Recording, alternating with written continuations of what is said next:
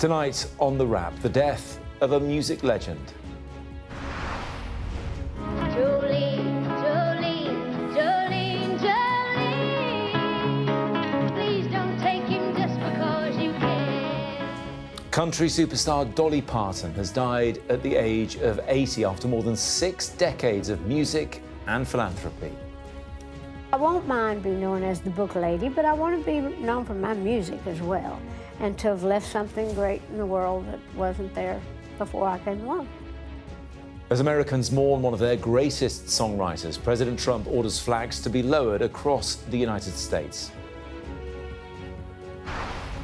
Also tonight, a home belonging to the father of one of those who was killed in the A66 car crash was rammed just hours before.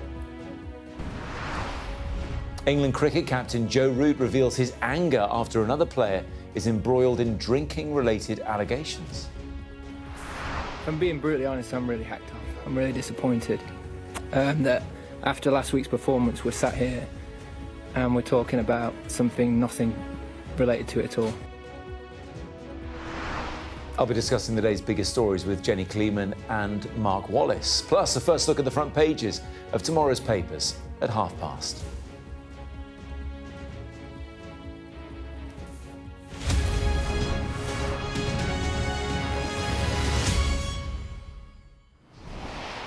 Good evening to you, Jenny. Mark, good evening to you as well. Welcome. We begin with the news that's breaking this evening, that the music legend Dolly Parton has died at the age of 80. It's shocking, Jenny. What do you make of it first? I think she was one of the few things that everybody could agree on, which is part of the reason why there's such a universal outpouring of sadness on every social media platform. She was an incredibly special person, not just a songwriter, storyteller, philanthropist. She was a total multi-hyphenate superstar. Certainly was. Mark? Yes, someone who, exactly as she said in that interview, left something wonderful behind that wasn't in the world before, was hugely successful doing it, but also did so much good with her success as well. And she used that success to change the lives of so many other people, even beyond her music. We all hear more about all of that throughout the evening. Dolly Parton had been suffering from ill health and in May cancelled a Las Vegas residency. Tonight, President Donald Trump described her death as a true loss for millions of people. And her family released this video statement a bit early this evening. My family and I have shared a lifetime of beautiful memories with Dolly, but so have you. She has always been on your television, your record player, your CD, and on your phone playlist, becoming an extended part of your family, whether you liked it or not. Our family and the team she has entrusted with her legacy will work diligently to ensure her spirit will live with us forever. Dolly was a farmer, just like her daddy. He farmed the soil, she farmed songs and happiness. Dolly called me and said she wants to rest in a beautiful bed of plush cotton because after a life wearing heavy rhinestones, she finally deserves to be comfortable and have some rest. Dolly Parton's 6 decades in the music industry also coincided with huge philanthropic projects. She sent 300 million books to young children as part of a literacy drive. In 2019, Dolly Parton was asked by Sky's Jane Secker about what she saw as her crowning achievements. When you look back over your life, 26 number ones, the most decorated country music star, you're an absolute icon, but also your literacy project and the money that you've pumped back into Pigeon Forge with Dolly World. What do you think you'll be most proud of? Well, I'm proud of all of it, I have to honestly say, because you never know when you start out how you're going to be known or thought of when you're older. You hope for the best. But I'm really proud of the Imagination Library, the project that I've done where we give books to children. But I've been very proud of everything that I've accomplished to be in the Songwriters Hall of Fame, because my songwriting is very important. But I won't mind being known as the book lady, but I want to be known for my music as well, and to have left something great in the world that wasn't there before I came along. And do you think that's what your mum and dad would be most proud of as well? I think my mom and dad would be very proud of me. I always think they're looking down and saying, "You go, girl. We knew you could do it, and we love you." That was Jane Secker speaking to Dolly Parton 7 years ago. Now, she sold more than 100 million records over those 6 decades, with hits include, well, do I need to tell you? Jolene, 9 to 5, I Will Always Love You. You all know them. Our arts and entertainment correspondent, Katie Spencer, looks back now at Dolly Parton's life. Some of you probably go back with me a long ways. And you probably remember me singing about an old red-headed gal by the name of Jolene. A born storyteller, Dolly Parton's great gift was finding poetry in the everyday. Her songs, sometimes painful, sometimes joyful, but always human. Jolene, please don't take him just because you can. Her 1973 hit is one of the most iconic and influential songs in modern music. With its pleading refrain, it proved to be so popular that the name Jolene became society's shorthand for the other woman. A song that's today studied for its role in shaping feminist discourse. Vulnerable, dignified, and entirely made up. The other woman, she said, had been a young girl with red hair who'd asked her for an autograph. She'd liked her name and promised then and there to write the little girl a song, which she did, remarkably, on the very night she came up with this. Bittersweet memories, that's all I am taking with me. The ultimate love ballad, written apparently in about half an hour, an elegant breakup song, but not about her saying goodbye to a romantic partner, but to her mentor and manager, Porter Wagoner. Here he is, the one, the only Porter Wagoner. When she first came to Nashville, her big break came on his syndicated show, which she sang on for 7 years. They duetted often, but as pairings go, she said they were like oil and water. When she played him I Will Always Love You, she said he'd cried and told her she could leave, providing he could produce it.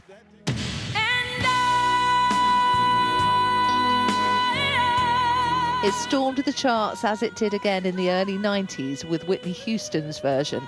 Parton had famously held on to the publishing rights, joking, "I made enough money to buy Graceland."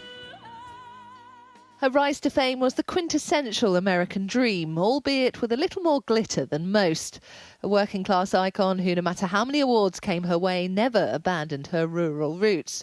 She grew up in the Great Smoky Mountains of Tennessee in poverty, one of 12 children in a one-room cabin. But her song, Coat of Many Colours, reflecting the emotional wealth she'd felt. Mama sewed the rags together, sewing every piece with love. She made my coat of many colours that I was so proud of. Before she became a superstar, in 1966 she married Carl Dean, who stayed out of the spotlight. While he died in 2025, it was a relationship that deeply shaped the emotional architecture of her life and her work. Underestimated by critics for years, Dolly wasn't taken seriously by the industry. Where I come from, would I have called you a hillbilly? If you had of, it would have been something very natural, but I would have probably kicked your shins or something. We were very proud people with a lot of class. It was country class, but it was a great deal of class. And most of my people were not that educated, but they are very, very intelligent. Good common sense, horse sense, we called it. Parton's business prowess was immense, creating her own brand, label and theme park, Dollywood, a celebration of her Appalachian heritage, creating jobs in her hometown and one of the most popular tourist attractions in America. She also achieved one of the most impactful philanthropic projects of any entertainer, championing literacy and education through her Imagination Library, which has, over the years, given away over 200 million free books to children around the world.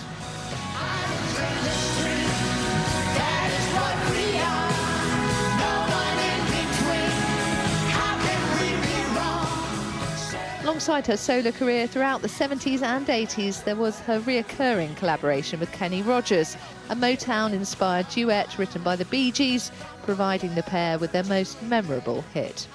Honey, drink, please. Driven by a desire to expand her brand beyond music, she also moved into acting, holding her own among a stellar cast in the beloved 80s classic Steel Magnolias about women, resilience and grief.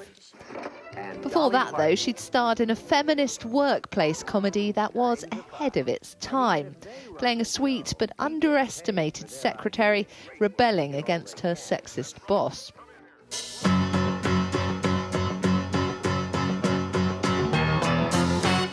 Of course, what ended up standing out more was the Oscar-nominated iconic song she wrote for it. Working 9 to 5, what a way to make a living, barely getting by, it's all taking and no giving. 9 to 5, a feminist rallying cry. The rhythm inspired by the sound of Parton drumming her fingernails against her guitar. Fun and catchy, but loaded with social commentary. A tribute to the downtrodden workers, without being overly political, critical of power imbalance within the workplace and the limited opportunities for women. Parton was able to get away with it more than most. In an age of cultural division, she had a universal appeal. Officially inducted into the Rock and Roll Hall of Fame in 2022, to her more conservative fans, she was forever the traditional Southern icon. But there was also plenty for progressives to admire. Philanthropy, feminism, and her LGBTQ allyship. I'm so outspoken as far as just being accepting of people in general. I do not believe that we should criticize and judge other people. I think we should be accepting and loving. We are all God's children. We are who we are, and we should be allowed to be who we are. Did any of the faith-based communities that deeply believe the other way take umbrage with you? Oh, absolutely. They did? Oh, yes. I get it all the time. I keep saying, well, if you're the fine Christian that you think you are, why are you judging people? Why are you, that's God's job. We are who we are. If you're gay, you're gay. If you're straight, you're straight. And you should be allowed to be, you know, how you are.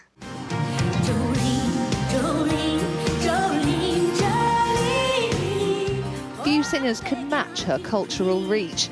A writer of songs that can make listeners laugh, cry, reflect and sing along, often all in under 3 minutes. The emotional strength to Dolly Parton's storytelling, cementing her place among the greatest songwriters of all time.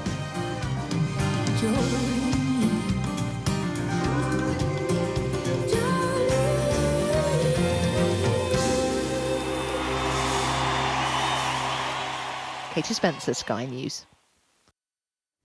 Katie joins me now along with our US correspondent Mark Stone. Katie, to you first. There are very few people that are known by just one name, but you say Dolly and we all know exactly who we're talking about, and that just shows how global she was in terms of being an icon. The extraordinary thing about Dolly Parton's music is how far her stories travelled, from rural Tennessee to the hearts of millions of people around the world, and even here to the Edinburgh Fringe. We've come here because by coincidence there is a Fringe show, the Dolly Parton story, which has been being performed here, and we wanted to see what the reaction was, and from every person that we spoke to in the crowd here, there is such warmth and such great affection for Dolly Parton and her music. Different generations, different ages, but saying effectively the same thing, just how special her music has been to people over the years. I spoke to the performer, Hannah, ahead of the show, and she told me she wasn't sure how she was going to get through the show itself, because it is clearly a very emotional time for fans of her music. They had a minute silent at first, but then they opened the show with the song 2 Doors Down, and I don't know if you know the words, but it's about, here I am, crying my heart out, feeling sorry, and they're having a party 2 doors down. And I think that sums up the feeling tonight, really, that people do, while there is great sadness at losing someone like Dolly Parton, people do want to celebrate just the brilliance of her. Music was absolutely her vocabulary. But the appeal of those songs, the reason they resonated was because they were so universal, they were so relatable.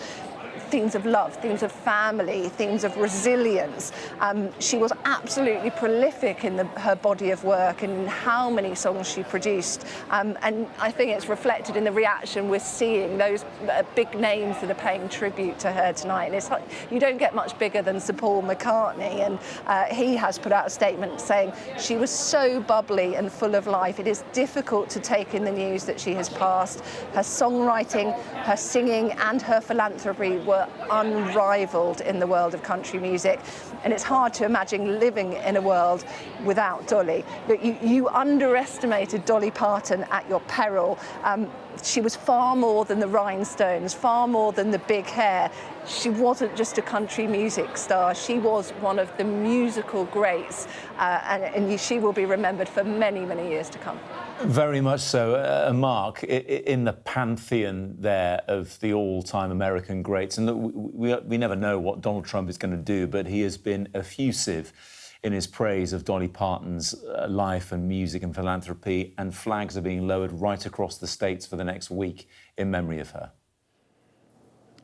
Yeah, they are indeed. You know, in an ever-divided nation, she truly was the great cultural unifier, wasn't she? A person who, on many occasions over recent years and over recent decades, has been pushed for her own political views, and she has always resisted. I mean, the clip that was in Katie's report just now, where she was talking to Larry King, where Dolly Parton was talking to Larry King, that's as close as she ever got to talking about politics. She was talking about culture there, but politics she never, ever talked about. She was asked quite recently about it, about Donald Trump, and she said, "I'm not addressing that. I learned a long time ago to keep your damn mouth shut if you want to stay in show business. I'm not in politics. I am an entertainer."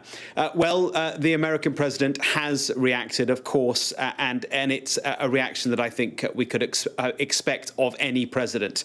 On social media, he said, "Very sad to report that Dolly Parton, one of the greatest country singers and far beyond ever, has just passed away. It is a true loss for millions of people. There has never been anyone like her and never will." And he goes on to say, "In her honor, I'm lowering the American flag throughout the United States for a one-week period beginning tonight at 6 p.m. Rest in peace, Dolly. The world loves you." And she was, you know, as Katie hinted at there, she was popular across generations, wasn't she? They love a poll here in the United States, and consistently she has come at the very top of the most popular person in the United States, and crucially too, because they ask this sort of question as well in American polls: who do you hate the most? Well, guess what? She is among the least hated people in the United States, popular across the country, across the world, and I imagine in Dollywood in Tennessee tonight and over the days ahead, it will be one sight to remember. Absolutely, Mark. Thank you to you. Katie, in Edinburgh as well, thanks very much indeed. We've got Mark and Jenny here with me in the studio. Just seeing Katie's report there, obituary of Dolly Parton, Mark, you realise she was an incredible communicator. The fact that she, with her genuine charm and self-effacing humour, could bat these questions away in a way that others would love to do. Absolutely. I think there are three, and so many sides to Dolly Parton, but three particular things that were themes right through her life. The first is obviously just what a prodigious songwriting talent she was. This is someone who wrote Jolene and I Will Always Love You on the same day, back to back. She said in an interview a few years ago, she had a tape at home and she does a take of one, and then the next thing on the tape is the next one. To be that productive in a lifetime, never mind in an afternoon, is remarkable.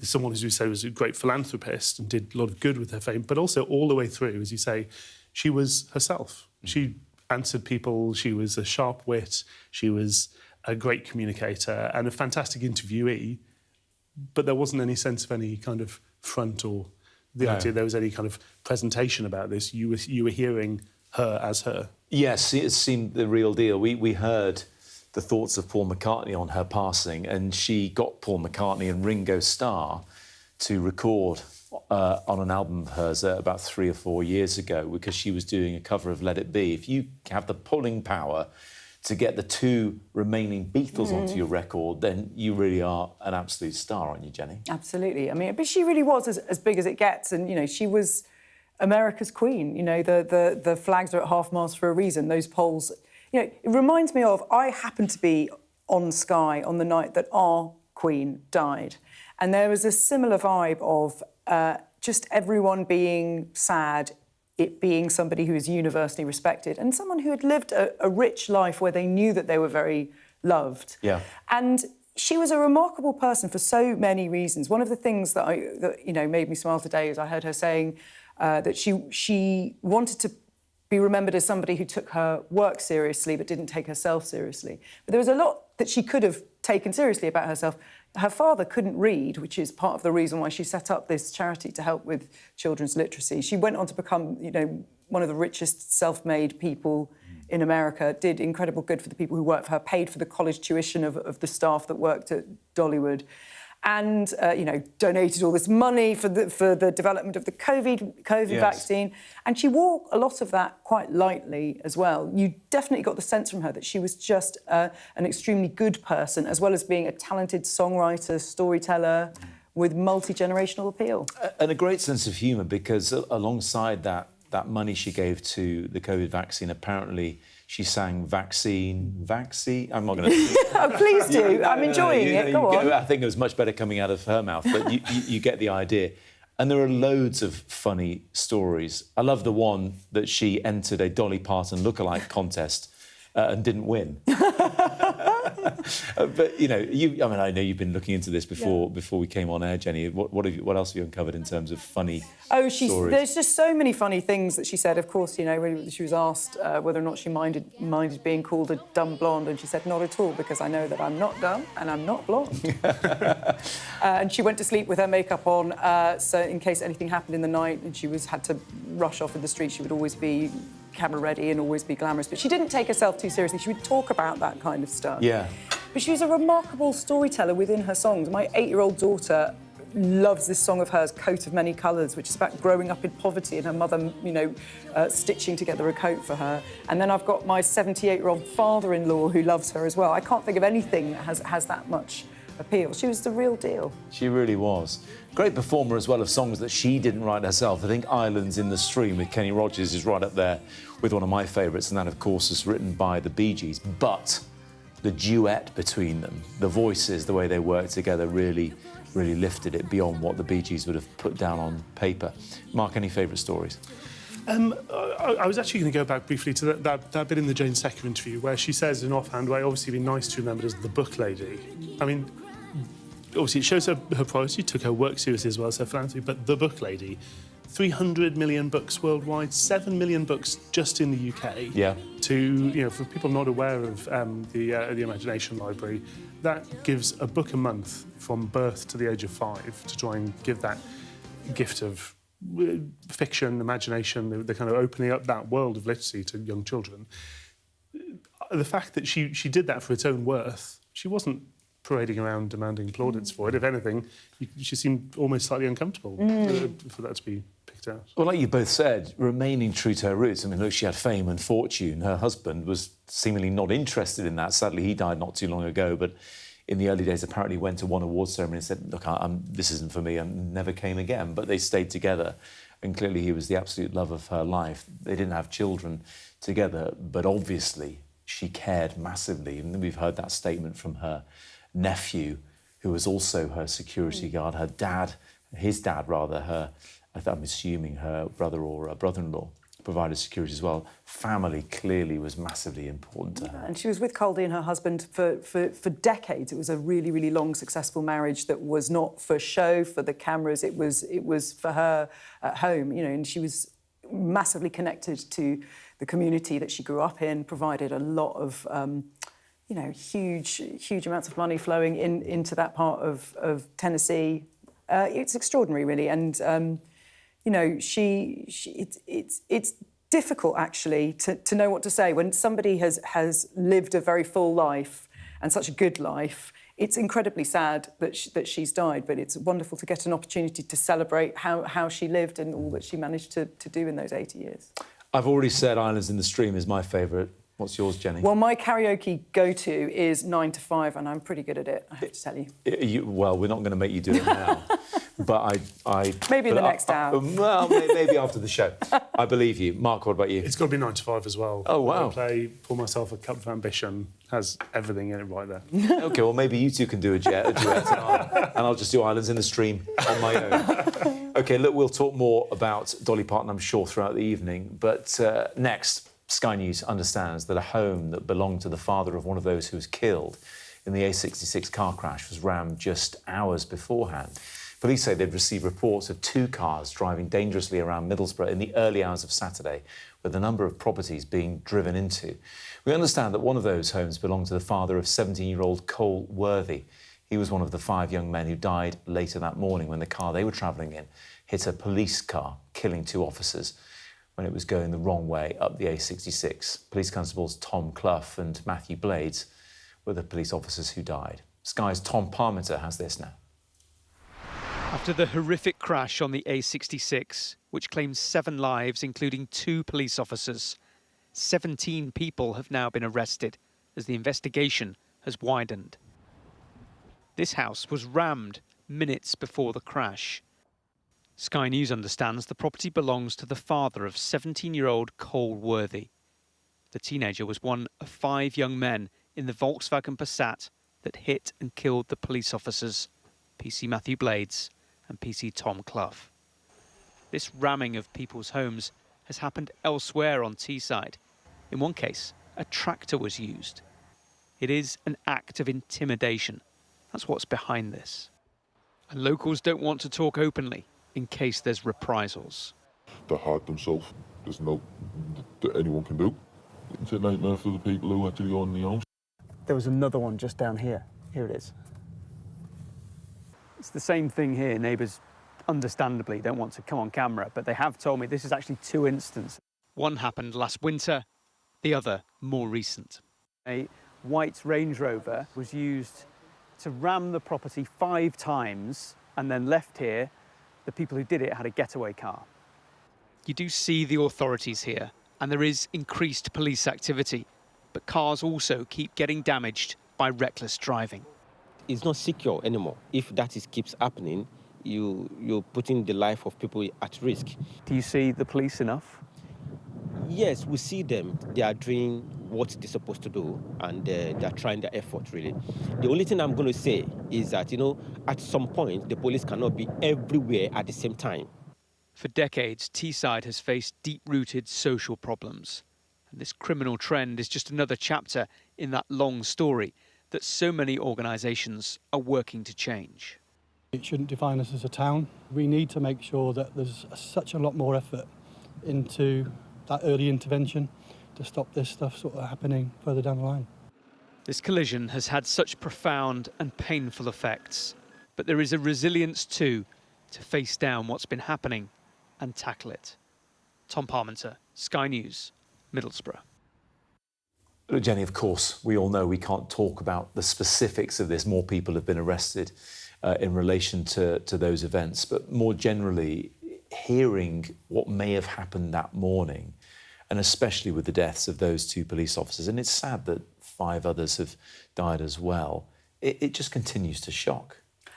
Completely. I mean, it seems so incredibly senseless. Why would 5 young men apparently be driving the wrong way down the motorway? I was here last week where we were talking about what had happened in Ireland. Although, from what we've learnt today, it does seem that this is a slightly different thing. That this doesn't seem to be joyriding. But it's incomprehensible. And the whole point about the roads is there is a social contract when you're on the roads. We're all relying on everybody being sensible and something horrific and shocking like this not happening. And the fact that we've had so many incidents like this, there was another incident today, I think, of somebody driving the wrong way down the motorway, is very frightening. The A55 in North Wales, I think a cyclist was hurt there, but luckily not with any sort of life-changing or life-threatening injuries. Who knows why this happens, but the fact that there's a focus on this, Mark, means we're going to notice if people are driving the wrong way, it's going to get picked up even more at the moment. And people wonder the reasons around it. As Jenny mentioned there, that situation in Ireland, seem to be very different from this one, but nevertheless, tragedies all round. Indeed, and what those incidents and other incidents like them do have in common is that the people who choose to do these things, for whatever reason, are evidently gambling with their own lives, but the true tragedy of it is that they don't end up just hurting themselves. They end up, in the case of Ireland, very severely injuring, in the case of this incident on Teesside, killing other people who are entirely innocent, and who have taken no risk of that to themselves, posed no risk to other people, and they have ended up being caught up in such a horrific incident. I mean, in terms of, you know, as you say, we have to be careful and responsible in what we say, particularly where there have been other arrests. Yeah. But one thing we have learned in the last couple of days about, in relation to some of the young men who did die in this most recent incident, is that this did not come from nowhere. The fact is that, at least in some of these instances, we are talking about individuals who have been up in court, who have, you know, one of whom pleaded guilty only a few weeks ago to assaulting a police officer, months after pleading guilty to other assaults on police officers, as well as various other offences. This is not something that the system, the criminal justice system, has had no sight of. It's something where a failure to stop it has evidently allowed it to persist. And that is huge. You hear from people being reluctant to comment in that Sky News report for fear of reprisals. This is plenty of people who know exactly how dangerous it is to try to even express disapproval of what's been happening. Yes, I think it was just one of the young men in the car hadn't had any record of wrongdoing previously. The other impact of this, and we've seen how people feel about these two police officers being killed by the hundreds of thousands of pounds donated to the fundraiser for their families. But the opposite effect will be that people will think twice about even wanting to join the police, just at a time when Mark says the criminal justice system seems to be struggling an awful lot. I think there are many reasons why people might think twice about joining the police. The police force has had a really difficult 4 or 5 years in terms of public reputation. And then you also have to think about, if we are now living in a world where when the police succeed and capture people who get convicted and put in prison, and those people are released early, that's got to be incredibly demoralising if you're a police officer. Like, what is the entire point of your job? Even when you do it well and succeed, justice isn't served. I very much agree. And if you talk to frontline police officers about how demoralising it is to have cases where somebody, even being caught fair and square and pleading guilty to assaulting a police officer with racially aggravated elements to the crime, who is then released on a conditional discharge with a £50 fine, or in the case of these officers, some of the best of our society who stepped up time and time again, who've lost their lives in the line of duty, to then have, in some cases, books of condolence opened equally for them and the people whose actions led to their deaths. It's downright offensive as well as demoralising for police officers who are out there trying to do the right thing. Thank you both for the moment. Coming up next, we will take a first look at what is making the front pages of tomorrow's papers.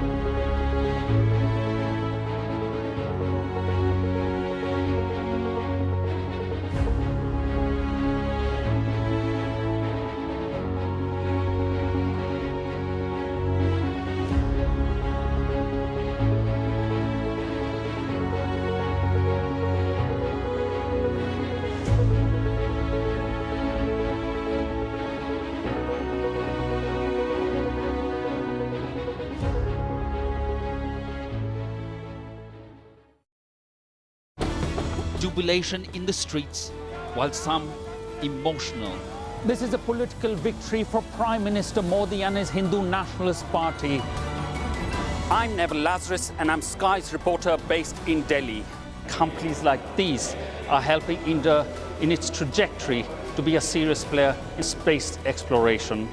Sky News, get the full story first.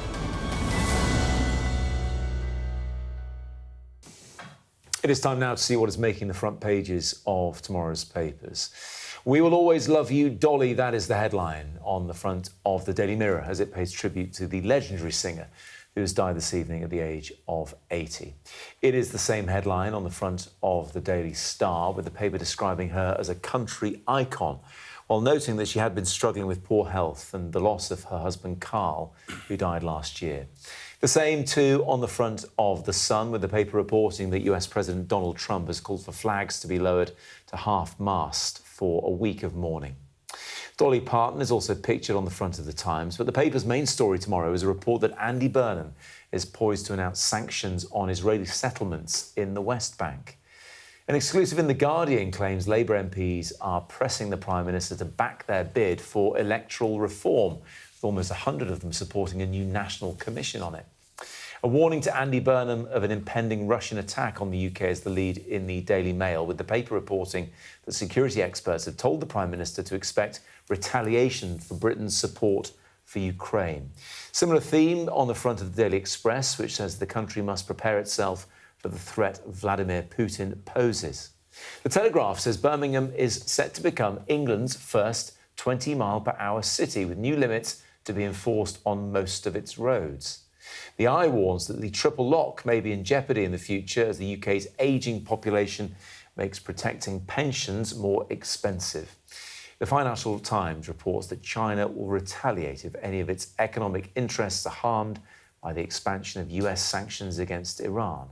And the Metro leads on new findings from scientists saying switching from cigarettes to vapes is a viable option for those looking to quit smoking. Let's have a closer look at the front pages then. Jenny, let's start with you. And we will look at, well, Dolly Parton, who dominates the red tops, especially The Sun, with We Will Always Love You, which is paraphrasing her famous song. Yes, and it's a kind of obvious headline, but I'll allow The Sun to be obvious today. I mean, she's going to be widely missed, and missed by so many people. And it's a lovely picture of her. She had many different looks. You were asking me before about favourite quotes from her, and there are so many. They're only just coming back into my head. She once said, you know, it costs a lot of money to look this cheap. And she was always perfectly turned out. But, yeah, you know, all over the papers, even the papers that don't have her as the main story, she's all over the masthead. She's an icon. She was very open about the work she had had. And I think I'm going to get this quote wrong, but words along the lines of when it starts to sag, flag and lag, I'm going to have a nip, tuck and a suck. She was very open about that. If we look inside the mirror, Mark, a rhinestone life that shone bright enough for the world to see, we all know exactly who we mean when we talk Dolly, and we all know about that blonde hair and that figure of hers. Yes, an iconic image, an iconic wit, exactly as Jenny says. And those songs, as we were saying earlier, uniting, you know, one of the very few things that can unite people geographically and culturally across the United States, across the world, and across generations. I mean, the fact is that it's really interesting. It mentions in this Mirror report that at the age of 13, when she was brought on stage at the Grand Ole Opry, the iconic venue in Nashville, she was introduced by Johnny Cash. And that role that country music, which I think we understand a bit in this country, is hard to really understand how deep it is in American culture as a voice for poorer people across the Appalachian Mountains, that Scots, North English, Northern Irish, Ulster Scots population who played such a huge part in the history of the United States. These icons that came from literally nothing, really, really grinding poverty, to have such a cultural influence. It's no wonder they enjoyed a bit of glitz along the way. And also wrapped up in the version of Christianity in that part of the world as well. I mean, she was asked about that, wasn't she? Because she was an ally to LGBTQ plus people. And as we heard in one of the clips earlier on, she said, you know, yes, it caused her some grief with Christians, but she decided that she believed in this, and Christians shouldn't be the ones to judge. That's God's job. So it's all wrapped up in that as well, isn't it? The music and the religion, the Christianity. Indeed, and it's notable that she managed to, yes, she expressed her views on that in a kind of live and let live, respect people for who they are. I think she, we're all God's children, as she said, were her words. But also, country music and religion in America have become, in the time since she started her career to now, have become this vast battleground.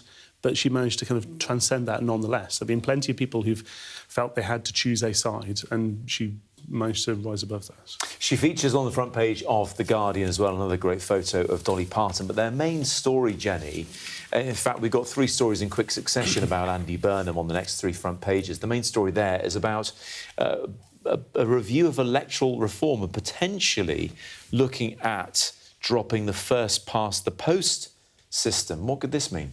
Well, I mean, this is interesting. It's kind of got back-to-school vibes, and Andy Burnham beginning to kind of come down and face the reality of being Prime Minister and having a very large backbench that is quite diverse.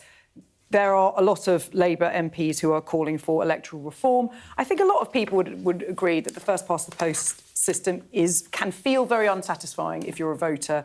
People not voting with their heart because feeling like they need to vote tactically.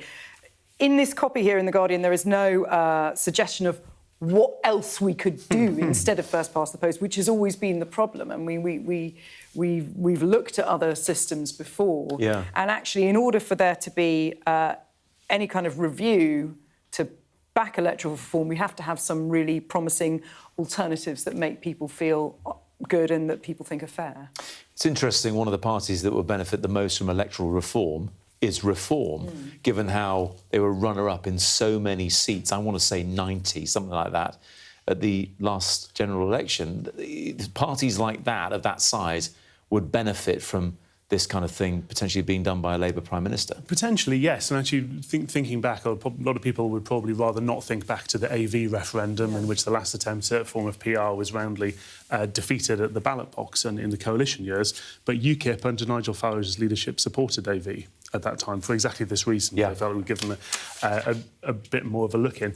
I would say that is something which people underestimate in our politics. If you want to have a preferential system of some sort, then it doesn't drive people towards the middle. It means that every party that wants to try and expand its voter base and then set up for some kind of coalition to be hammered out after election day has to look out to the further out on the wings of whichever side of politics they're on for potential partners.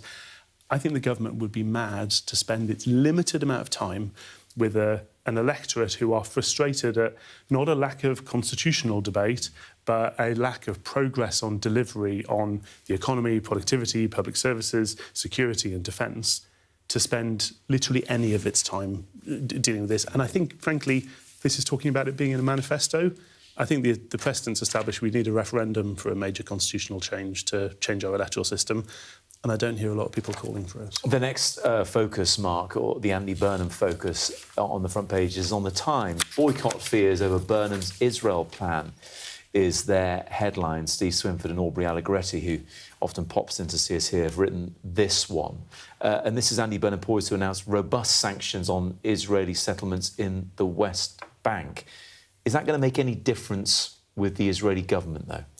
Well, I think it depends to what extent you believe the Israeli government is in full control of the settler movement, as it's called, and what you can more accurately call extremist groups who are pursuing these, some of the very aggressive and violent scenes that we've seen in recent weeks in some of these illegal settlements.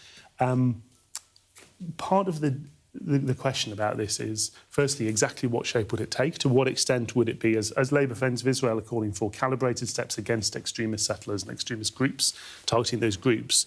And to what extent would it be used or accidentally become or misused to be wider question of sanctioning Israel, which is a much wider and very different question, which other people are keen on for different reasons? I think a lot of this ultimately is about domestic politics here rather than about what's happening. The fact is Labour's vote's been split out to the Greens, who are much more vocal about, among others, who are much more vocal in their dislike of Israel per se. Let's talk about any potential domestic risk if the Daily Mail headline is to be understood, Jenny. Burnham warned of impending Russian-UK attack. Now, he's been in Kyiv this week, his first foreign trip since he became Prime Minister, handing over the blueprint to British cruise missiles and clearly leading the charge in terms of being that visible support for Ukraine, and that comes with a potential risk. Yes, but only last week Russia was saying that we're potentially a target because British-made drones were being used. You know, we have to put this in context. Russia has attacked people, killed people on British soil, you know. Russia has been launching attacks on British soil for a long time. I don't think we can be warned off our support for Ukraine by these kinds of threats. That's precisely what they're designed to do.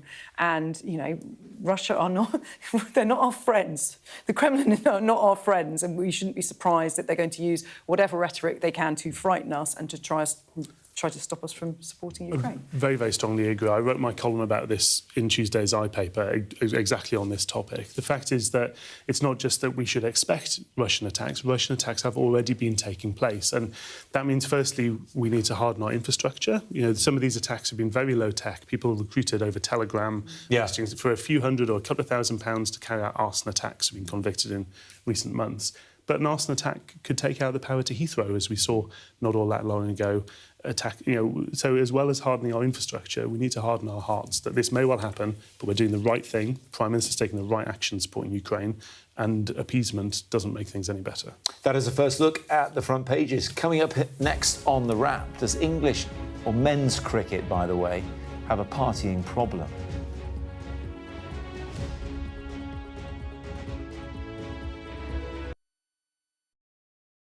I'm Deborah Haynes, Sky Security and Defence Editor.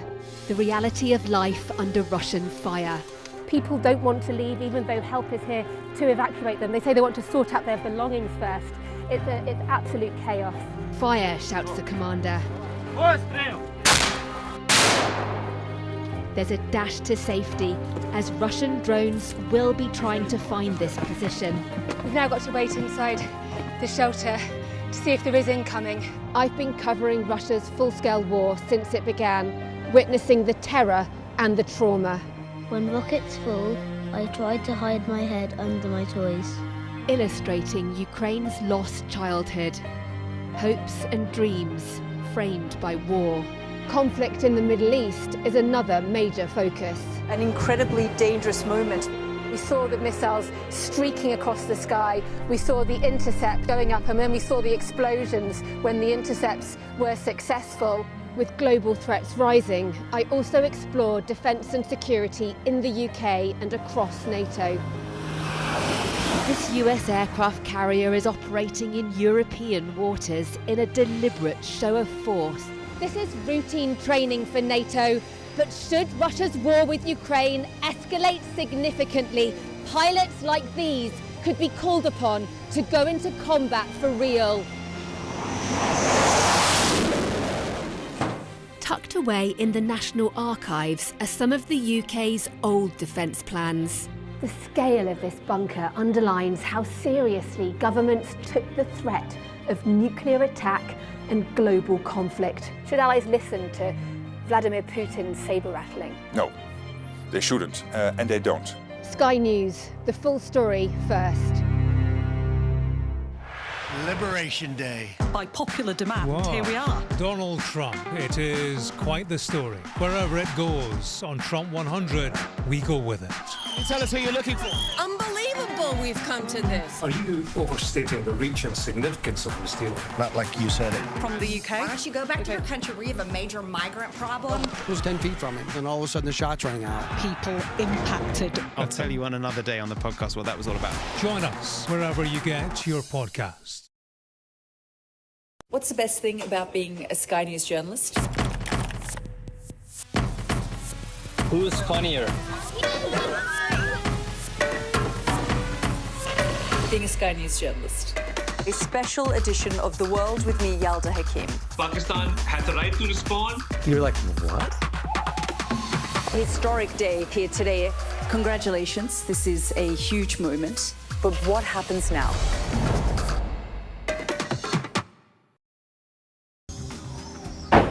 Hear that whistle and that crunch? We know that they're coming from the south of the city where there's a column of Russian armoury. I'm Alex Crawford and I'm Sky's special correspondent based in Istanbul. Look at that sheet of flames, and that has happened within minutes, and now it's coming from both sides, and it's moving this way.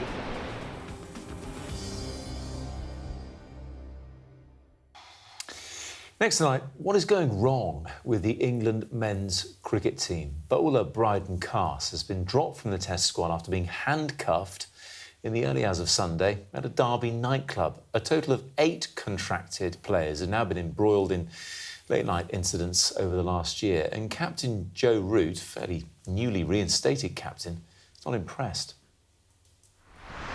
If I'm being brutally honest, I'm really hacked off. I'm really disappointed that after last week's performance, we're sat here and we're talking about nothing related to it at all. And yeah, I don't think it's not the isolated incident itself. I think it's the fact that we continually keep making stupid mistakes away from the game, and it's detracting from what we're doing on the field.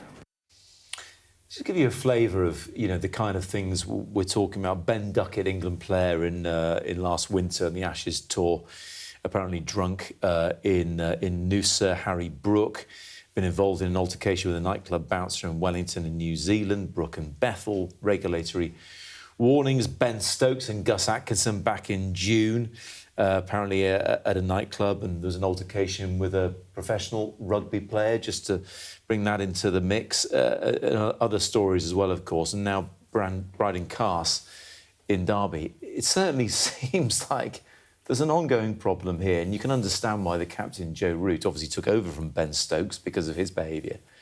You can understand why he's hacked off. Something's going on. Either they're recruiting the wrong people or there is a culture that needs to be changed. It's one thing to go out and get drunk. I would say if you're a professional sports person, it's perhaps not very wise, but it's one thing to go out and get drunk. But to be fighting and causing so much of a scene as, the police getting involved, bouncers getting involved, it's really, really not good. And I don't know what that cultural problem is. We don't see the female cricket team going out and getting into punch-ups and getting drunk. I don't know what the difference is and how they're doing it.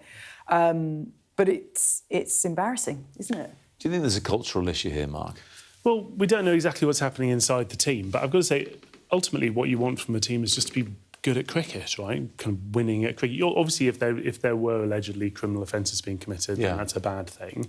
I think sometimes, I think a lot of the time, we go too far down the road of saying, well, so-and-so is a sporting person in the public eye and therefore they should be a role model.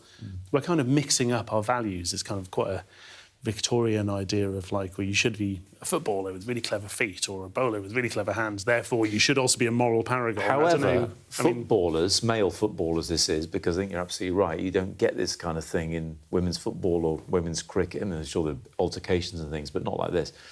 But footballers, comparatively speaking, seem to have cleaned up their act, and they embrace being role models, and they do good in the community, and they're not going out and drinking till the early hours and ending up in handcuffs.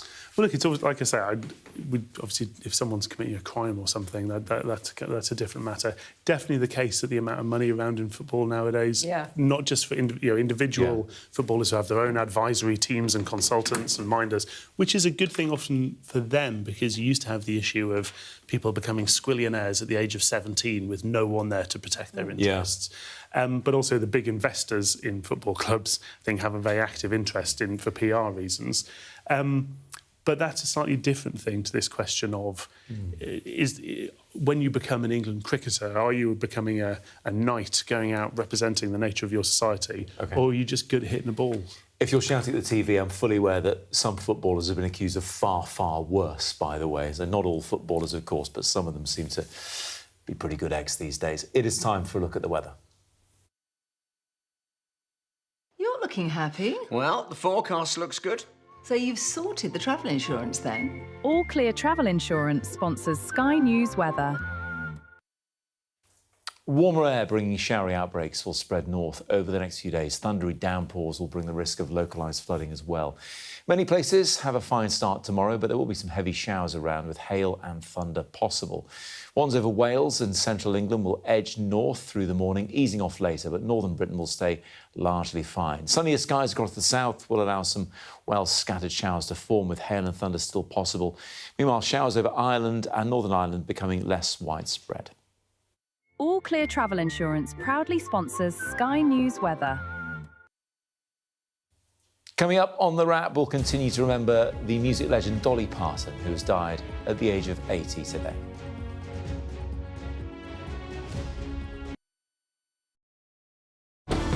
Jubilation in the streets, while some emotional.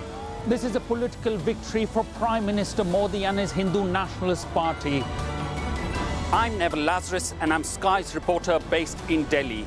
Companies like these are helping India in its trajectory to be a serious player in space exploration. Sky News, get the full story first. What's the best thing about being a Sky News journalist? Who's funnier? Being a Sky News journalist. A special edition of The World with me, Yalda Hakim. Pakistan had the right to respond. You're like, what? Historic day here today. Congratulations, this is a huge moment. But what happens now?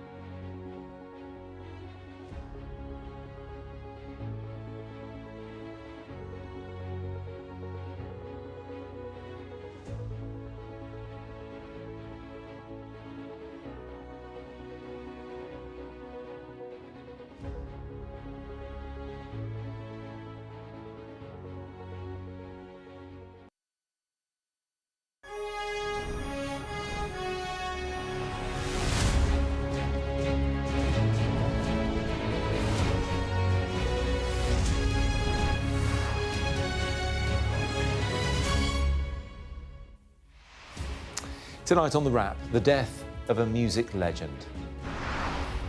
Jolene, Jolene, Jolene, Jolene.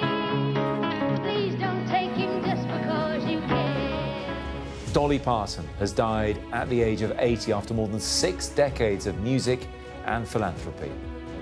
I won't mind being known as the book lady, but I want to be known for my music as well, and to have left something great in the world that wasn't there before I came along.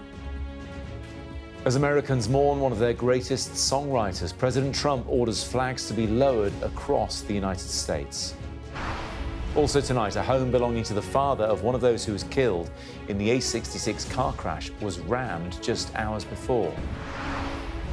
The England men's cricket captain Joe Root reveals his anger after another player is embroiled in drinking-related allegations. If I'm being brutally honest, I'm really hacked off. I'm really disappointed that after last week's performance, we're sat here and we're talking about nothing related to it at all. Here to discuss the day's biggest stories are Jenny Kleeman and Mark Wallace, plus a first look at the front pages of tomorrow's papers at 1:30 the hour.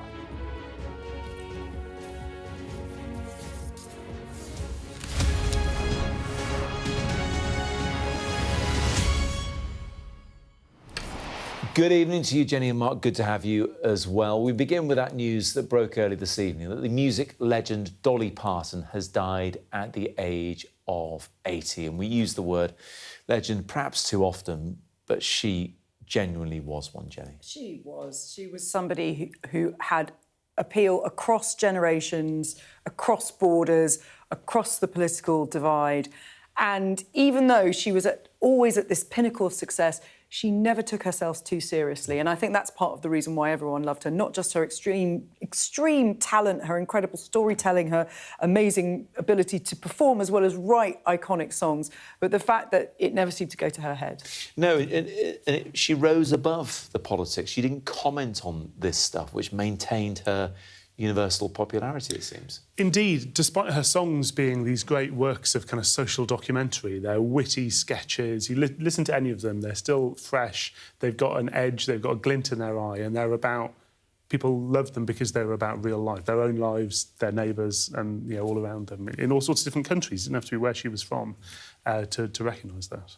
We will be remembering Dolly Parton with Jenny and Mark a little bit later on, but Dolly Parton had been suffering from ill health and in May cancelled her Las Vegas residency. Tonight, President Donald Trump described her death as a true loss for millions of people. Her family released this video statement a bit earlier on. My family and I have shared a lifetime of beautiful memories with Dolly, but so have you. She has always been on your television, your record player, your CD, and on your phone playlist, becoming an extended part of your family, whether you liked it or not. Our family and the team she has entrusted with her legacy will work diligently to ensure her spirit will live with us forever. Dolly was a farmer, just like her daddy. He farmed the soil, she farmed songs and happiness. Dolly called me and said she wants to rest in a beautiful bed of plush cotton because after a life wearing heavy rhinestones, she finally deserves to be comfortable and have some rest.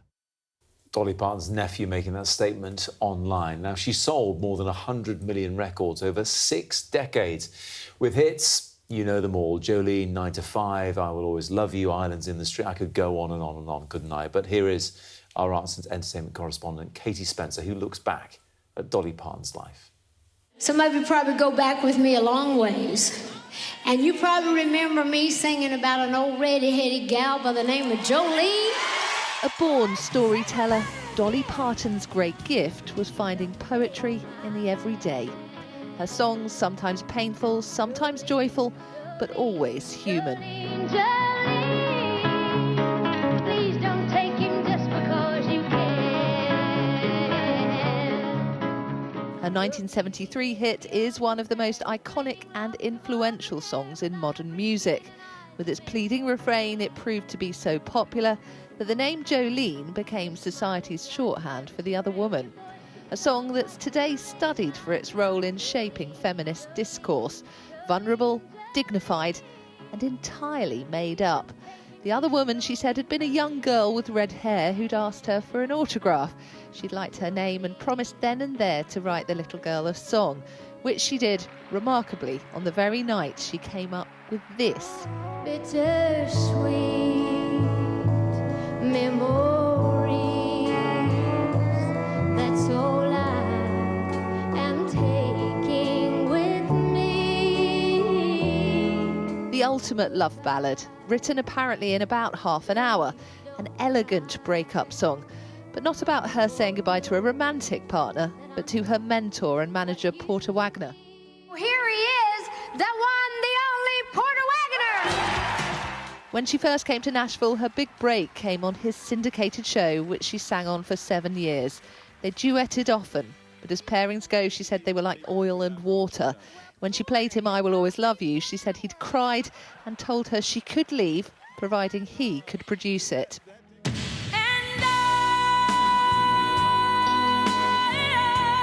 It stormed the charts as it did again in the early 90s with Whitney Houston's version. Parton had famously held on to the publishing rights, joking, "I made enough money to buy Graceland."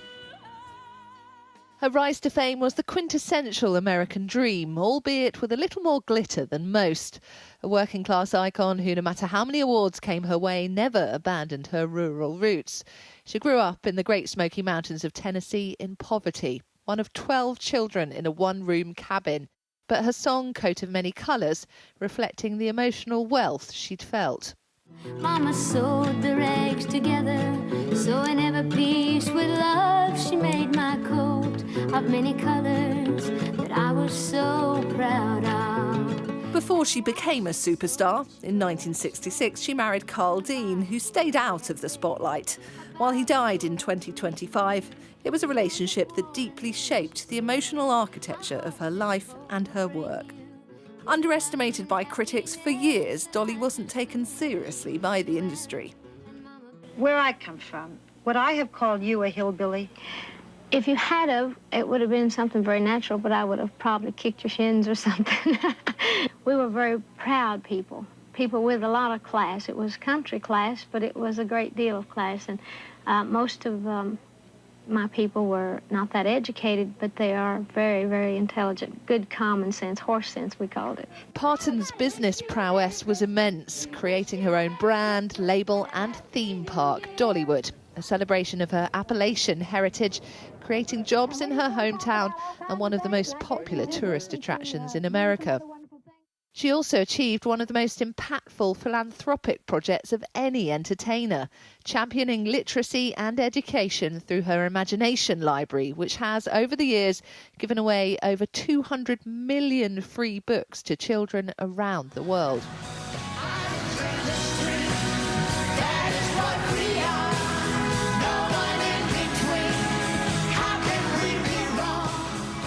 Alongside her solo career throughout the 70s and 80s, there was her reoccurring collaboration with Kenny Rogers, a Motown-inspired duet written by the Bee Gees, providing the pair with their most memorable hit. Honey, drink, please. Driven by a desire to expand her brand beyond music, she also moved into acting, holding her own among a stellar cast in the beloved 80s classic Steel Magnolias about women, resilience and grief.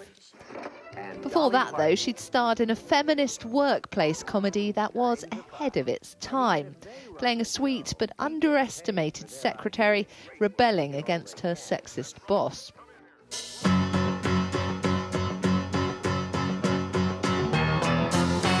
Of course, what ended up standing out more was the Oscar-nominated iconic song she wrote for it. Working 9 to 5.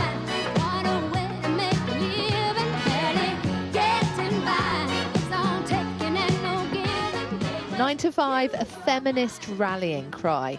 The rhythm inspired by the sound of Parton drumming her fingernails against her guitar. Fun and catchy, but loaded with social commentary. A tribute to the downtrodden workers, without being overly political, critical of power imbalance within the workplace and the limited opportunities for women. Parton was able to get away with it more than most. In an age of cultural division, she had a universal appeal. Officially inducted into the Rock and Roll Hall of Fame in 2022, to her more conservative fans, she was forever the traditional Southern icon.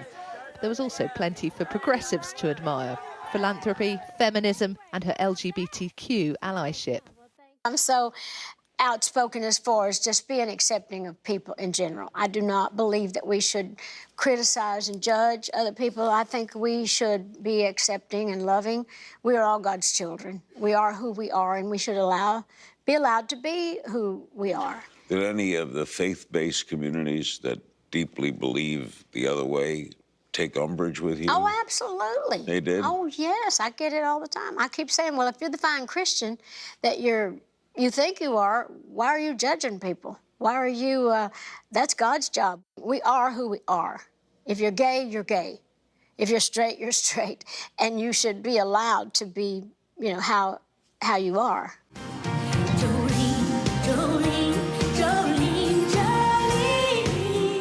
Few singers can match her cultural reach. A writer of songs that can make listeners laugh, cry, reflect and sing along, often all in under 3 minutes. The emotional strength to Dolly Parton's storytelling, cementing her place among the greatest songwriters of all time.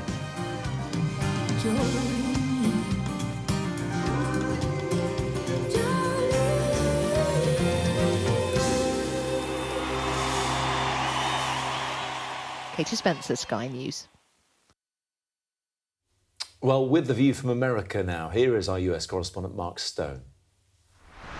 In an ever-divided nation, she truly was the great cultural unifier, wasn't she? A person who, on many occasions over recent years and over recent decades, has been pushed for her own political views, and she has always resisted. I mean, the clip that was in Katie's report just now, where she was talking to Larry King, where Dolly Parton was talking to Larry King, that's as close as she ever got to talking about politics. She was talking about culture there, but politics she never, ever talked about. She was asked quite recently about it, about Donald Trump, and she said, I'm not addressing that. I learned a long time ago to keep your damn mouth shut if you want to stay in show business. I'm not in politics. I am an entertainer.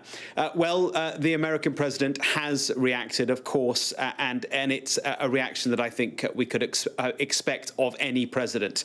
On social media, he said, very sad to report that Dolly Parton, one of the greatest country singers and far beyond ever, has just passed away. It is a true loss for millions of people. There has never been anyone like her and never will. And he goes on to say, in her honor, I'm lowering the American flag throughout the United States for a 1-week period beginning tonight at 6 p.m. Rest in peace, Dolly. The world loves you. She was popular across generations, wasn't she? They love a poll here in the United States, and consistently she has come at the very top of the most popular person in the United States, and crucially too, because they ask this sort of question as well in American polls, who do you hate the most? Well, guess what? She is among the least hated people in the United States, popular across the country, across the world, and I imagine in Dollywood in Tennessee tonight and over the days ahead, it will be one sight to remember. And here is a sight right now, which is the White House with the Stars and Stripes flying at half-mast to mark the passing of Dolly Parton, something Donald Trump said would happen right across the country. For the next week, Jenny, just showing how big a deal Dolly really was. Yeah, I mean, she has been given the sort of honouring that a monarch would get. And, you know, she was America's queen, really. She brought America together, a very divided country. We've spoken a bit about how she was very careful to not be political, but part of that was also because she was a shrewd businesswoman, and she knew that there was a longevity in a career where you have mass appeal. But I think that appeal was genuine. She was so smart, you know, behind the kind of the hourglass curves and the blonde wigs. She had such a sharp mind and such a quick wit, and she was shrewd. And so she knew how to appeal to people. She knew how to tell beautiful stories in songs that appealed to all generations and all parts of the country. You know, there are words that are totally overused, like icon and legend, and I'm not going to use them, but I will say that I have been on this programme before when people have died, and it's always incredibly sad. But it has been a joy to get to speak so much about Dolly and all the different ways that she was wonderful. And she lived such a full and fascinating life, and it is great to be able to celebrate her as well as mourn her. It's interesting, Mark, hearing Jenny say, you know, she was a shrewd businesswoman. If it wasn't so authentic, it would seem cold and calculating. But clearly, she was born to do what she did. Yes, and from a very, very young age, she was singing and charming audiences and then writing songs, then writing these amazing songs and then branching out into, as we saw, television, branching out into philanthropy as well. And all the way along, it's quite evident she didn't take herself too seriously. She didn't try and hide who she was. She was comfortable. She knew that she was in the public eye. And that meant, yes, there were parts of her life, as we're talking about, like her marriage, that were very private, but she was happy to be herself. You weren't getting an act. And we've talked a bit on this show about when people are hugely talented and they're successful, that's their job. She didn't have to do anything more than that. She chose to go above and beyond with things like her Imagination Library, that book project. There's a wonderful quote here. This is the letter that 5-year-olds get from the Imagination Library with their final book, which is a letter from Dolly Parton. You and all of your friends are very special. There's no limit to what you can do or how far you can go.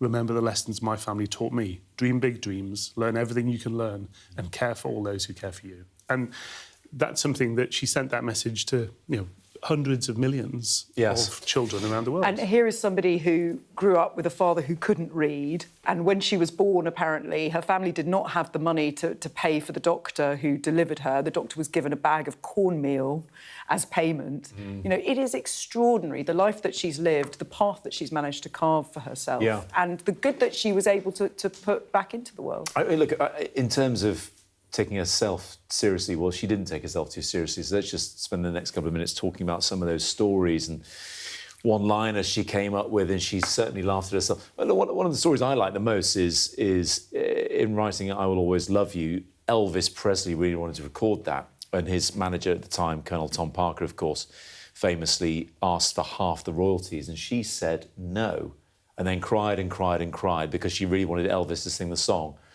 Later found out that Elvis did sing the song to Priscilla Presley just after they got divorced. And, of course, she had the last laugh financially because Whitney Houston recorded it for The Bodyguard. A lot of people reacquainted with the song as a result of that, and she would have made a fortune off the back of it. Favourite stories of yours, Jenny? There are so many favourite quotes that I have of hers. You know, she was asked once about whether or not she minded being called a dumb blonde, and she said she didn't mind at all because she knew she wasn't dumb and she knew she wasn't blonde. And also once, in one interview I saw her saying that it takes a lot of money to look this cheap. She was always very, very open about the procedures she'd had, how she wasn't natural, how all of this was a choice, and there was something joyful in that. She was comfortable in her own skin, but it wasn't necessarily her own. I mean, she modelled her textbook look, apparently, on the town tramp where she grew up because she thought she looked the most glamorous person around, and that's why she ended up looking how she looked. We will remember Dolly Parton more a bit later on because that story features on the front of the Daily Mirror, indeed a lot of the tabloids tomorrow. With the headline, We Will Always Love You, Dolly. A full rundown of what is in the rest of the papers coming up at around about past.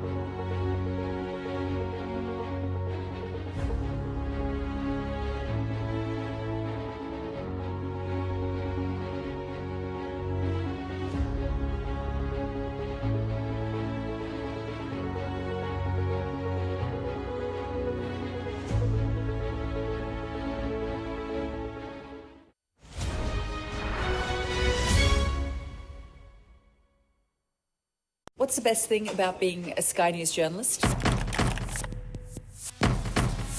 Who is funnier? Being a Sky News journalist. A special edition of The World with me, Yalda Hakim. Pakistan had the right to respond. You're like, what? A historic day here today.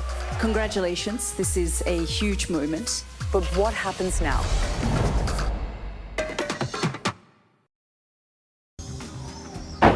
Hear that whistle and that crunch? We know that they're coming from the south of the city where there's a column of Russian armoury.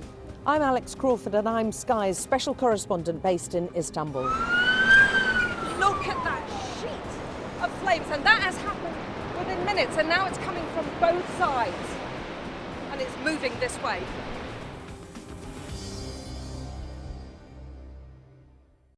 The best thing about being a Sky News journalist? I'm going to take you behind the scenes here for Election Night Live. They have gone up and up. Being a Sky News journalist. Ed Conway, Sky News, is anyone going to talk to us? Mortgage rates did go up very sharply during your time in office. Here it is. First off, just the scale of what we're looking at. Our data shows it's been happening. Question is why it hasn't been stopped.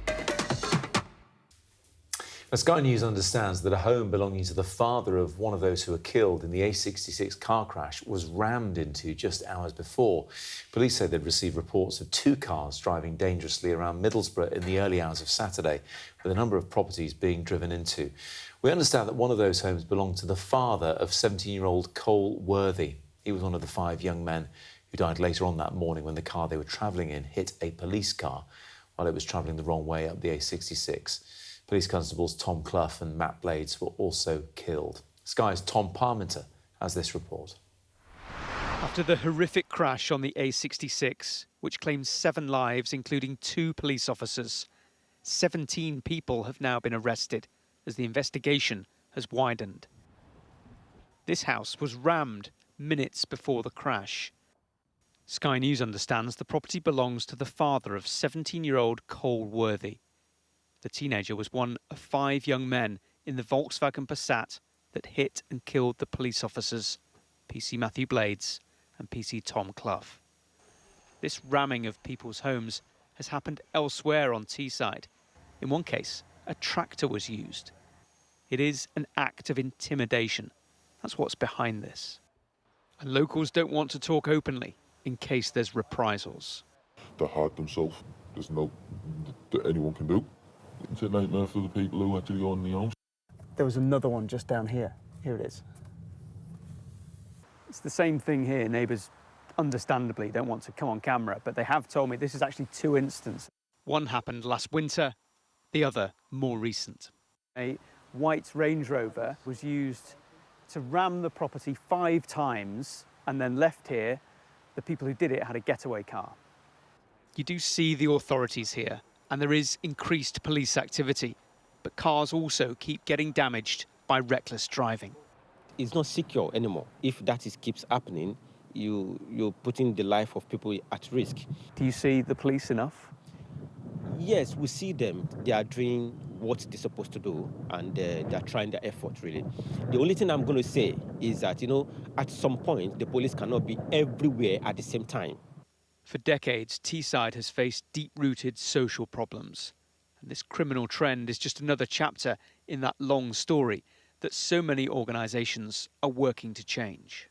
It shouldn't define us as a town. We need to make sure that there's such a lot more effort into that early intervention to stop this stuff sort of happening further down the line. This collision has had such profound and painful effects, but there is a resilience too to face down what's been happening and tackle it. Tom Parmenter, Sky News, Middlesbrough. It is time now to see what's making the front pages of tomorrow's newspapers. And "We Will Always Love You, Dolly" is the headline of the front of the Daily Mirror, as it remembers the legendary singer who has died at the age of 80. It is the same headline on the front of the Daily Star, with the paper describing her as a country icon, while noting that she had been struggling with poor health and the loss of her husband, Carl, who died last year. The same as well on the front of The Sun, with the paper reporting that the US President Donald Trump has called for flags to fly at half-mast for a week of mourning in the US. Dolly Parton is also pictured on the front of The Times, but the paper's main story tomorrow is a report that Andy Burnham is poised to announce sanctions on Israeli settlements in the West Bank. An exclusive in The Guardian claims Labour MPs are pressing the Prime Minister to back their bid for electoral reform, with almost 100 of them supporting a new national commission on the issue. A warning to Andy Burnham of an impending Russian attack on the UK is the lead in the Daily Mail, with the paper reporting that security experts have told the Prime Minister to expect retaliation for Britain's ongoing support for Ukraine. Similar theme on the front of the Daily Express, which says the country must prepare itself for the threat that Vladimir Putin poses. The Telegraph says Birmingham is set to become England's first 20-mile-per-hour city, with new limits to be enforced on most of its roads. The Eye warns that the triple lock may be in jeopardy in the future as the UK's ageing population makes protecting pensions more expensive. In the FT, it reports that China will retaliate if any of its economic interests are harmed by the expansion of US sanctions against Iran. And the Metro leads on new findings from scientists saying switching from cigarettes to vapes is a viable option for those looking to quit smoking. I did think London was the first 20-mile-per-hour city, Mark, but you corrected me saying it's a borough-by-borough thing. So Birmingham looking to be the first truly citywide 20-mile-per-hour zone. Yes, it's, particularly in London, it's become a party political thing. If you go across the boundary from in southwest London, from a Lib Dem council to a Tory council, there are different speed limits because people have a point to prove. Birmingham, for good or ill, to its problems governmentally, is one great big council, and they can make that decision. I've got to say, as a driver, sometimes you're on massive wide roads, beetling along at 20 miles an hour in parts of London. It doesn't feel like the most efficient thing in the world. Or people in Wales will be watching know full well it's 20 miles an hour across most of that country. Let's move on to the Times, though, because we mentioned there, Jenny, a couple of the papers talking about the potential threat from Russia to the UK, but at the same time, it looks like America's CIA boss has made a secret visit into and out of Moscow. Yes, that's what CBS is reporting, but the US, the White House and the CIA are refusing to confirm or deny it. This is the chief of the CIA, John Ratcliffe, suspected to have been in Moscow for some talks. We know that the war that Trump said he was going to end on day one of his presidency between Russia and Ukraine is still going on. There have been diplomatic efforts that have got nowhere. We don't know what discussions are being had at the moment. We have no sense, because nothing has been confirmed or denied, of exactly what he was doing there. But we know that in the past, part of deals being made have involved prisoner swaps between the two countries. So you could imagine that would be something that would be on the table. But at the moment, we don't know. We just know that there was a US military transport aircraft in Moscow, and CBS is reporting that the boss of the CIA was there. We'll look at the Iran situation on the front of the FT in a second, but do you think with this, given, Jenny, that you said he was going to sort it out in a matter of days and evidently hasn't, that Donald Trump is desperately looking for some sort of a win on the international stage? I think he's incredibly frustrated because he has now seen the limits of what his aggressive bullying attitude can achieve when it comes to foreign policy. I mean, we will talk about Iran, but he's just throwing everything he can at it. Yeah. And it's the same kind of thing with Ukraine, although his eye has not been on Ukraine for a long time. It's been focused on the Middle East. And I think perhaps he's just tired of it. And the main ticket that he was elected on was about America first and no more forever wars. And he is going into the midterms in November with 2/3 very big wars still going on. He feels entitled to the Nobel Peace Prize, but there's not a lot of peace being achieved by his administration in recent months. That other war, which could become an on-off forever war, I guess, is with Iran, Mark. And we heard from Scott Besson, the Treasury Secretary, yesterday, threatening wide-ranging sanctions on anyone who basically does business with Iran. And, of course, one country that does quite a bit of business with Iran is China, and they don't like the sound of this. And the FT's headline is, Beijing threatens to strike back if US sanctions on Iran hit China's interests. It is the destination of a lot of Iranian oil. And also, let's be honest, China holds a lot of American government bonds, so it kind of holds quite a few cards in this game. Indeed, and one thing that the whole Trump adventure in Iran has illustrated is that the United States of America is unquestionably still the most powerful country in the world, militarily, economically, financially, technologically. However, there are limits to that, not just in terms of asymmetric warfare, with the Iranians continuing to use low-tech, low-cost ways to shut down the Strait of Hormuz. But the fact is that even a nation, even a superpower, cannot buck the market, eventually, actually the force of the global economy. And that includes things like spending years and years selling an awful lot of your government debt to China. There are hard limits imposed on that. That is precisely what Donald Trump finds so frustrating. In his head, he's been the biggest guy in the world for a long time. Now he's got the biggest job in the world, and he finds it very frustrating that reality won't roll over. Well, it's interesting, isn't it? They seem to be creating more debt in the US to buy back the debt that they sold. And is it $40 trillion is now the national debt that America has, which is eye-watering. That's true. I mean, here in this country, we can't necessarily get too snooty about eye-watering national debts once you start putting them in the context of how big or how productive an economy is. And the United States has the benefit; it is still growing at a more rapid rate than we are. I mean, one of the interesting tests in this, by the way, is that the United States is trying to placate China somewhat by saying, "Oh, we're just targeting, say, institutions in Hong Kong." Now, on paper, Hong Kong remains independent and separate from China. De facto, it's not. It was hijacked. Its democracy was strangled by the Chinese government. And you can see the fact that China is lashing back against that. The reality is that that is another pretense, effectively, on the world stage. Much more on the front pages of the papers, I should say, coming up in a minute, as to whether the triple lock could be under threat. That's in the eye. We'll discuss that in just a few minutes.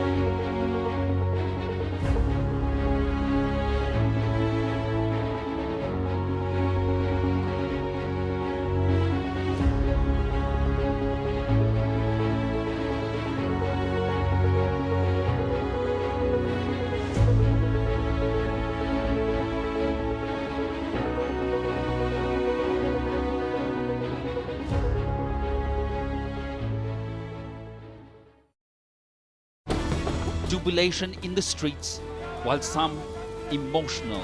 This is a political victory for Prime Minister Modi and his Hindu Nationalist Party.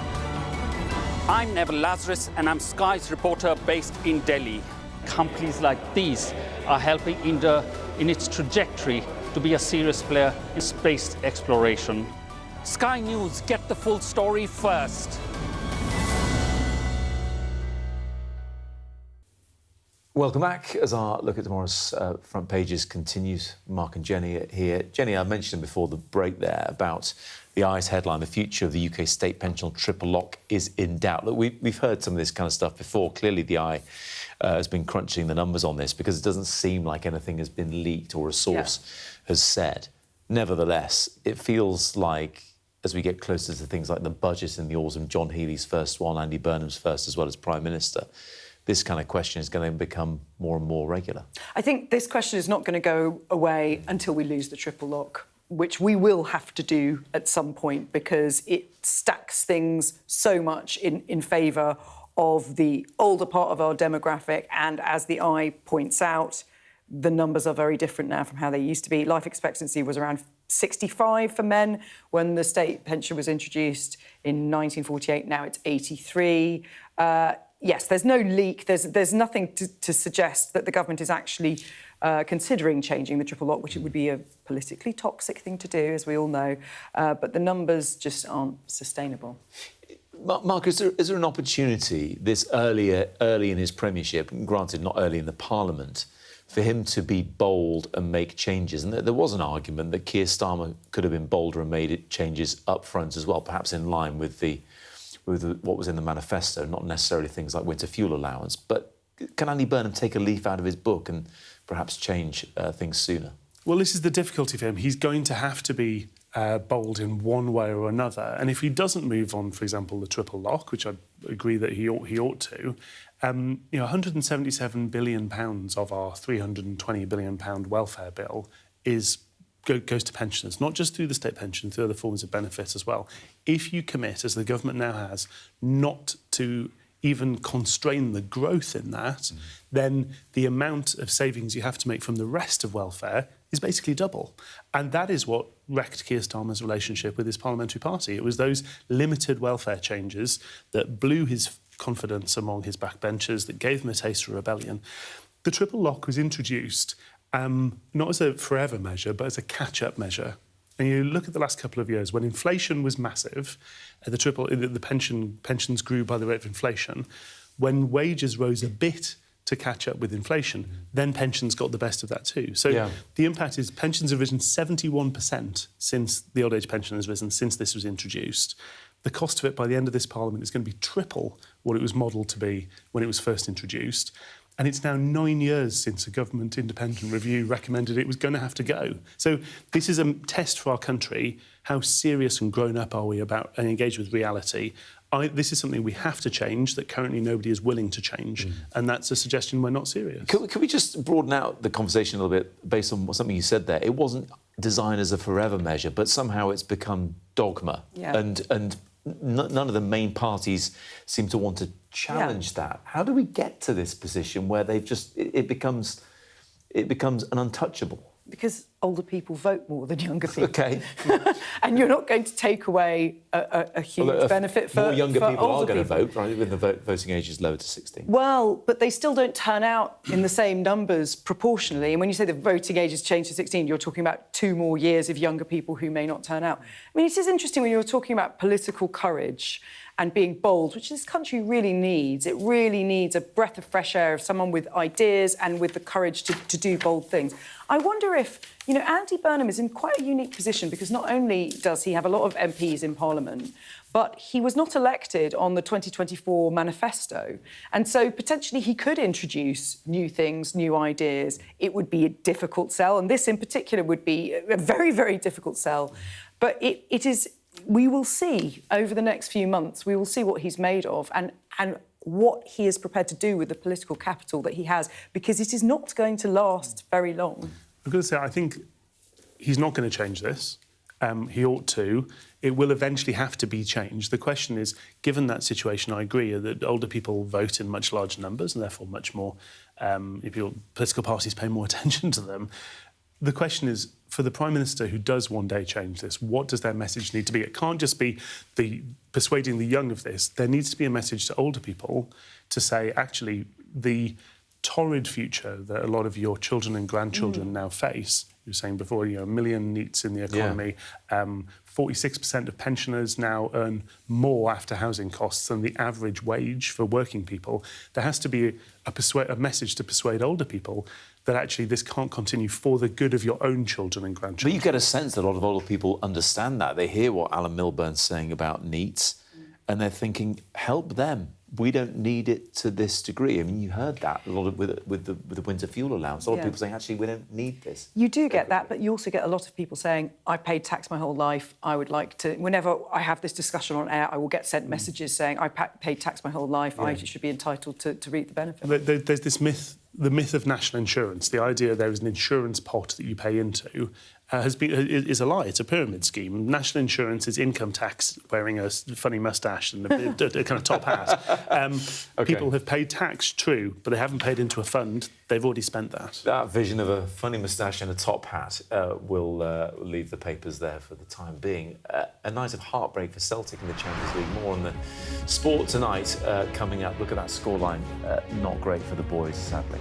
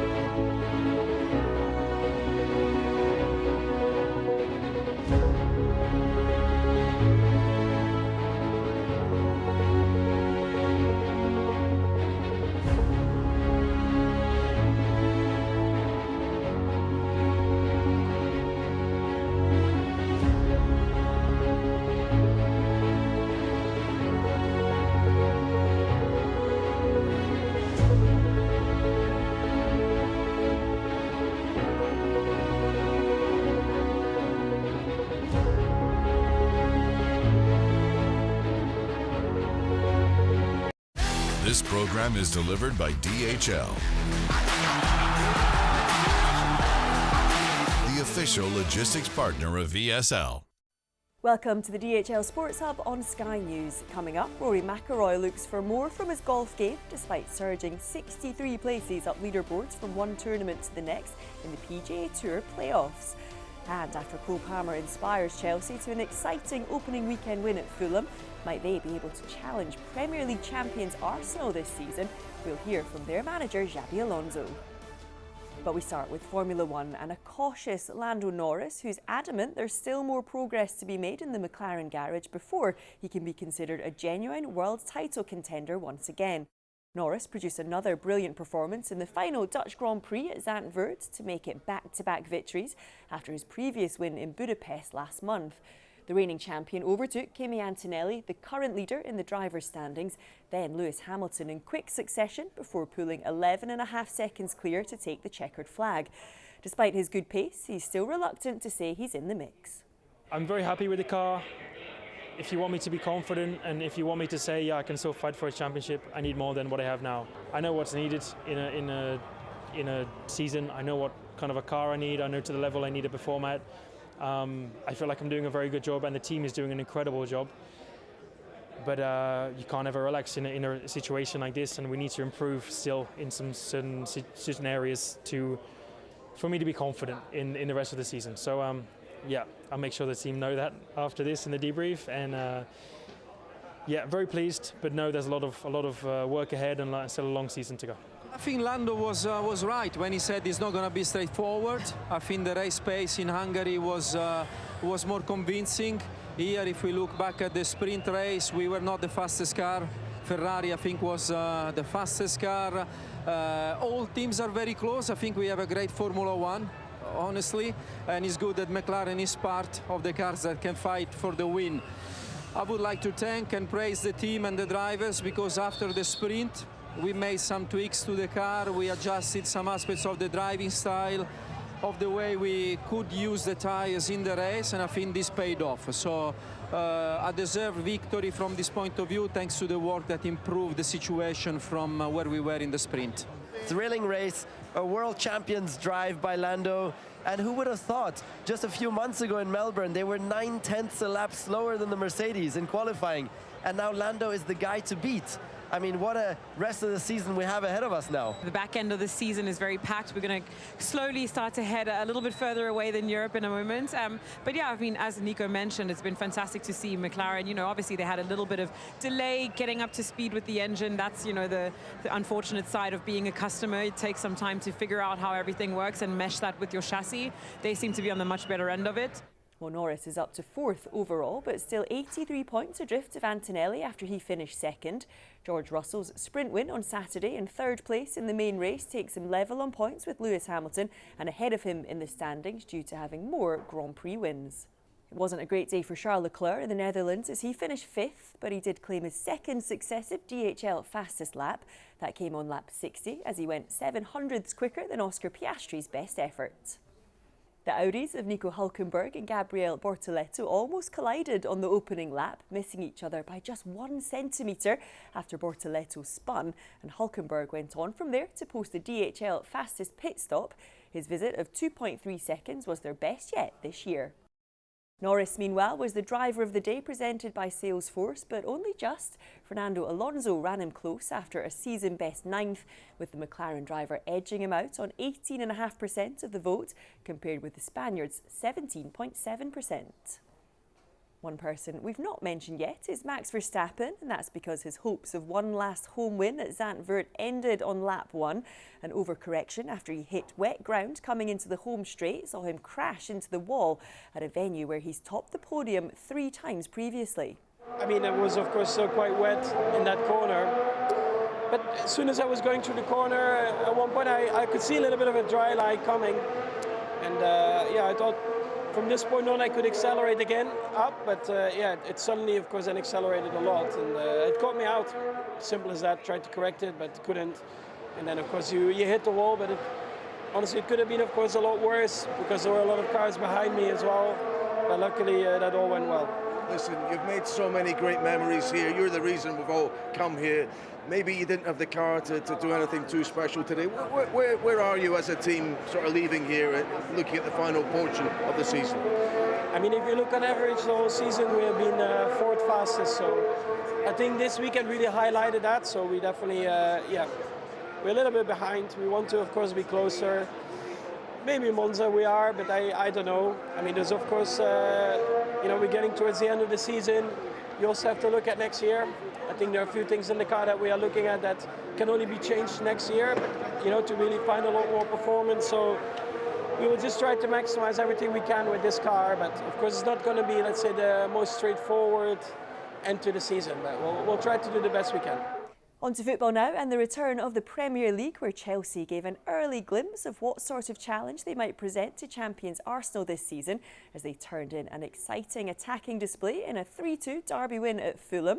Having been left out of England's World Cup squad, Cole Palmer was particularly impressive as he scored the winner at Craven Cottage. While there were some questions asked of goalkeeper Robert Sanchez for the goals he conceded, Chelsea's front line showed promise, but manager Xabi Alonso says it's down to everyone in his group to perform. Overall, the squad is balanced, and we need to have good foundations from the back, from the middle, to connect with these players, with the special players. They need to have the freedom, but as well they need to be responsible to help the team to accept that responsibility.